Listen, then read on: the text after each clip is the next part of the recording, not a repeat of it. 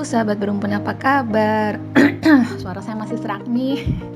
Oke, hari ini saya pengen share sedikit, tapi ini di luar parenting ya, but masih berhubungan dengan pengembangan diri. Saya bilangnya itu human development gitu ya. Mungkin semuanya juga seperti itulah istilahnya.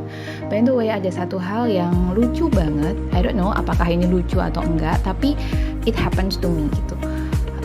Bagaimana sih otak kita bekerja itu ternyata luar biasa banget. Saya mencoba mempelajari dari sistem tubuh yang paling aslama atau yang paling taat gitu ya, yang nggak pernah say no, adalah sistem tubuh kita, organ-organ kita, paru-paru, jantung, otot, lemak, semuanya itu berjalan sesuai dengan tupoksinya gitu. Tujuan pokok dan fungsi yang sudah Tuhan ciptakan. Jadi kalau paru-paru tugasnya pernafasan, jadi akan begitu, nggak ada protes-protesnya. Nah itu akan beda sama otak kita yang memang memiliki daya untuk mencerna, mengolah, dan lain-lain.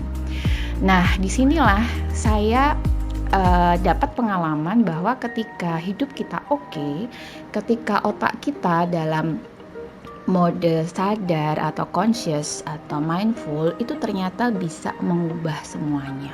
Dan lucunya lagi, tubuh kita adalah mungkin salah satu sistem yang nggak bisa di flexing, teman-teman.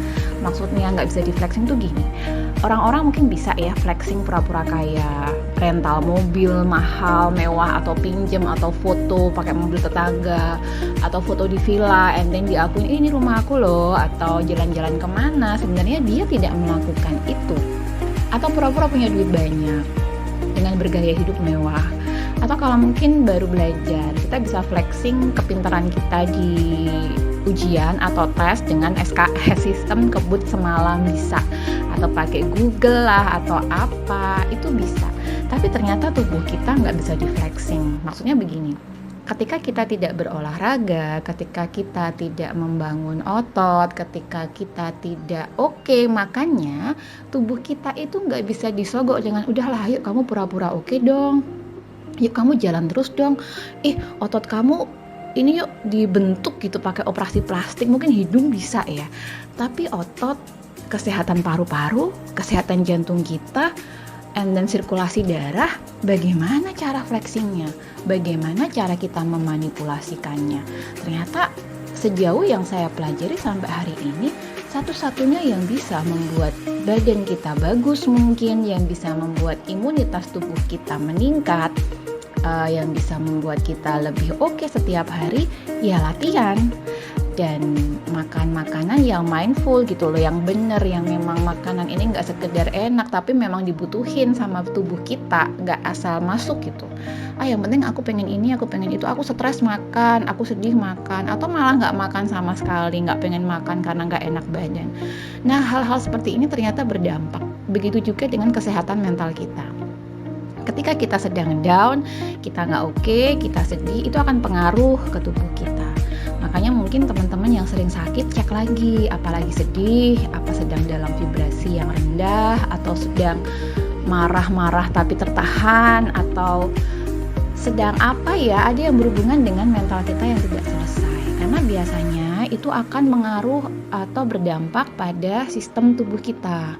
Misalnya nih yang sering kita dengar, para penderita kanker kemungkinan dalam pikiran tidak sadarnya, dari survei yang sudah saya baca ya, yang pernah saya baca, tunggu nanti saya cari dulu untuk ditaruh di source-nya ya, sumbernya apa.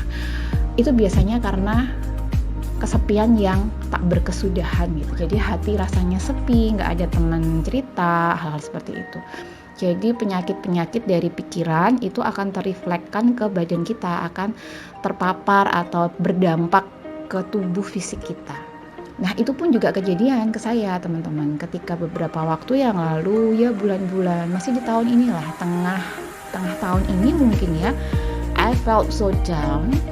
Untuk alasannya nggak usah teman-teman tahu ya, pokoknya benar-benar rasanya itu semua beban ada di bahu, dan I decided to lift up. Jadi memutuskan untuk olahraga aja lah, ayo kita makan yang benar, yuk kita mindful.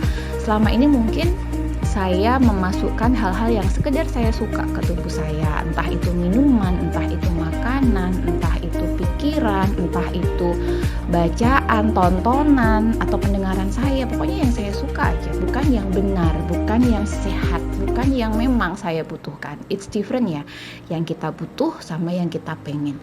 Bisa di mix, tapi kan itu beda gitu ya. Saya suka dan saya butuh itu kan dua hal yang beda. And then akhirnya memutuskan untuk investigasi emosi diri sendiri. Karena selama ini kan mendampingi teman-teman semuanya untuk investigasi emosi yang lain.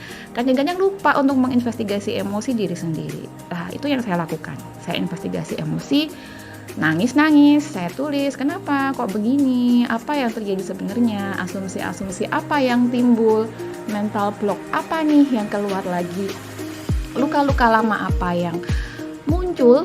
Biasanya luka lama ini muncul karena ada hal tidak selesai. Sama seperti kalau kita sekolah, kalau tidak lulus KKM, apa itu KKM, ketuntasan minimal gitu ya, kita akan remedi sampai standarnya Tuhan itu terpenuhi. Jadi kalau teman-teman punya masalah, kok itu lagi, coba upgrade deh, upgrade cara untuk menyelesaikannya. Bisa jadi karena kita lari, atau kita tinggal, atau kita selesaikan asal-asalan. Jadi Tuhan kasih remedi lagi, masalahnya sama, mungkin orangnya beda gitu kan. So be brave untuk menyelesaikan itu. Itu juga yang saya lakukan. Saya mencoba untuk berani. Saya tulis semuanya satu-satu ya. Itu kok kayaknya waktu itu yang drowning baru masalah yang ini gitu. Saya tuliskan mental block saya apa, belief system lama saya apa, lalu kira-kira ini bisa nggak sih diubah dengan cara pandang yang baru, bisa nggak sih masalah ini diselesaikan dengan senjata yang sekarang ini saya punya gitu. And then satu-satu saya tuliskan. Saya pilih yang paling gampang. Apa yang paling gampang? Mindful eating. Makan yang saya pikir itu memang baik. Sebelum makan saya lihat dulu, apakah ini baik untuk saya? Apakah nutrisi ini cukup untuk saya? Apa saya memang butuh kopi sejimbeng, segelas gede ini, segalon ini? Atau saya sebenarnya cuma butuh refreshing aja. Itu saya pikir terus, saya sadari, saya pikirkan baik-baik. Tidak otomatis makan, tidak otomatis nyemil, ada gorengan berhenti ngambil. No, nggak begitu. Saya mulai mikir, tadi saya udah ambil pisang goreng satu. Pisang goreng, pisangnya bagus, tapi tepung, minyak gorengnya gimana? Apakah saya mau ambil yang kedua? Nah itu, banyak sekali dialog di kepala, banyak sekali pertanyaan-pertanyaan yang membuat saya aware. Dan you know what, hari ini awal bulan Desember, saya merekam ini ya, awal bulan Desember, jadi 1 Desember 2023, and I check my body scale. Usia tubuh saya yang 2 minggu lalu 31 tahun, hari ini jadi 28 tahun teman-teman. It means I am much younger than my biological age gitu. Umur saya sebenarnya kan 39, tapi umur tubuh saya 28, dan ini bikin happy. Dan ini nggak bisa di flexing, nggak bisa pakai katalisator untuk bikin lebih muda, nggak bisa pakai anti aging tubuh gitu kan.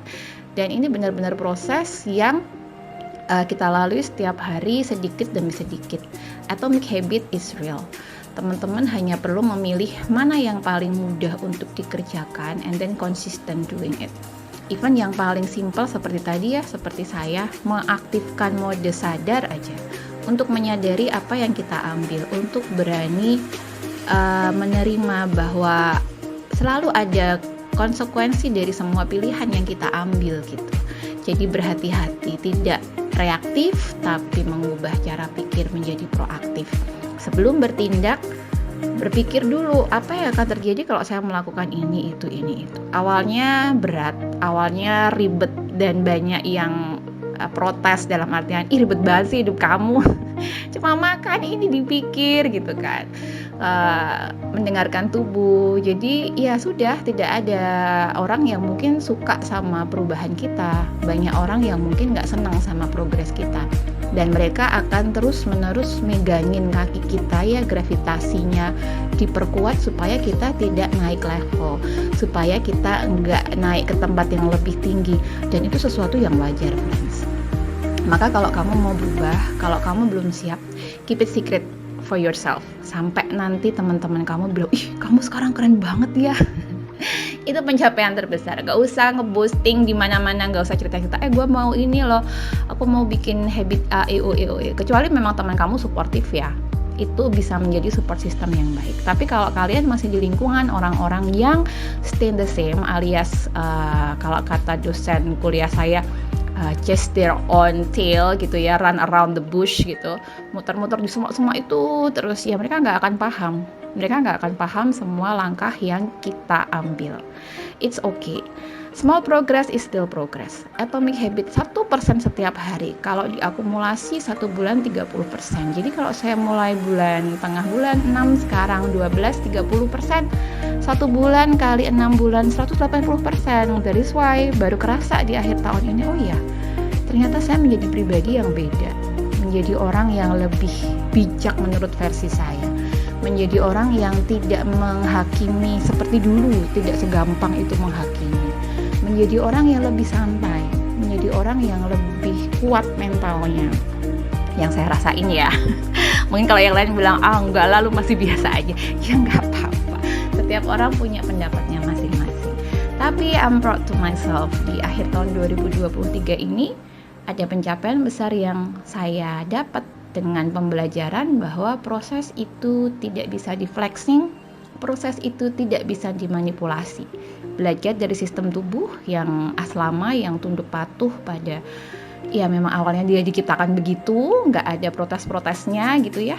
Kita juga belajar bahwa proses sedikit-sedikit berprogres itu pasti ada waktunya.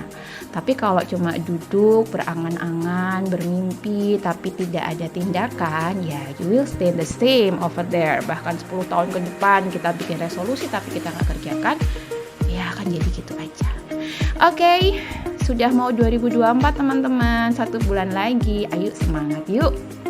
Kalau saya bisa, jangan bilang begini ya, kalau orang lain bisa kenapa harus saya? Kita semua bisa dengan versi kita masing-masing. Kita semua bisa dengan cara kita masing-masing. Jangan berkecil hati, tetapkan tujuan kalian, which is not tujuan orang lain. Itu harus tujuan kalian sendiri, dengan cinta kasih, dengan penuh keyakinan, dengan kuat iman dan sabar. Pasti kita akan sampai di tujuan kita. Thank you so much. Bye-bye. I'll see you later.